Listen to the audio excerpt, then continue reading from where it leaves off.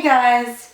The video I'm making tonight is very short and very quick and very sweet, but it might seem a little bit harsh. Tonight we're going to be talking about the difference between upward facing dog and Cobra. I see this constantly in yoga classes, and it's one of those things that kind of drives me nuts. So I want to address it in a video so that I can just send students to this video and they can check it out for themselves. So if you've been practicing yoga for a while, you know that there is a difference between the pose called Cobra and the pose called upward facing dog. But when a beginner goes to class, a lot of the time there will be a teacher that gives an instruction to do Cobra or upward facing dog. And what happens a lot of the times is most students do a pose that's in between these two poses. And that pose is not a real yoga pose, and it's incredibly bad for your low back. So I want to demonstrate what the true Cobra pose is and what the true upward facing dog pose is. So here we go. Very short, very simple, very sweet.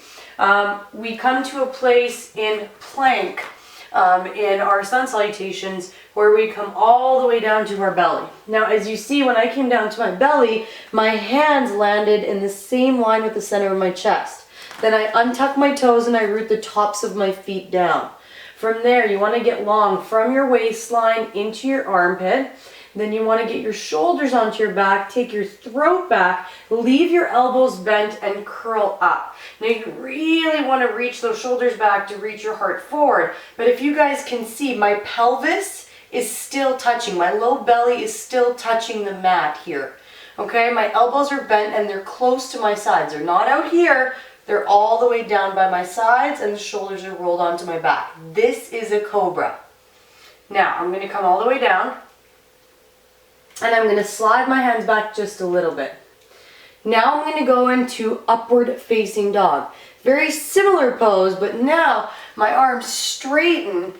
However, my pelvis, my low belly, comes off the ground, as well as my thighs, my knees, and my shins. So the only thing that's touching in this pose are my palms and the tops of my feet. Everything else is lifted, okay? Now I'm going to show you what I see done wrong a lot. I get people to curl up in their pose and they do one of these.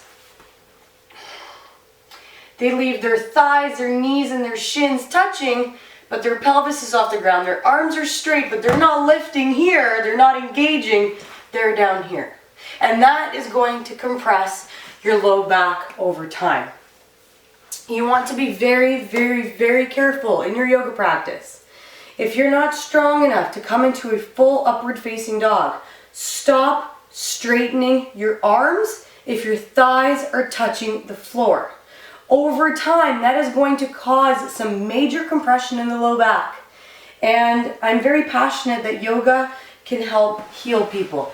Yoga can help so many different injuries and different problems of the body if done correctly. But what we're having now in modern yoga and all these yoga classes where you just go and you work out and you do things, little tiny discrepancies like that are not explained, and people are coming out with injuries from doing a pose wrong over and over and over again.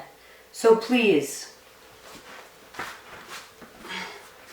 Cobra, elbows bent, pelvis low belly, thighs stay rooted. Elbows are bent.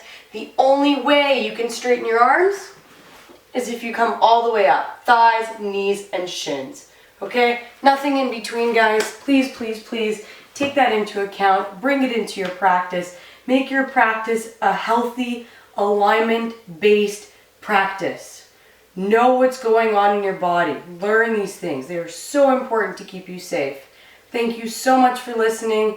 Hope this helps. Subscribe for more videos like this. And if you guys ever want to request a video from me, just request it in the comments down below. Thank you so much. Have a wonderful day. Namaste.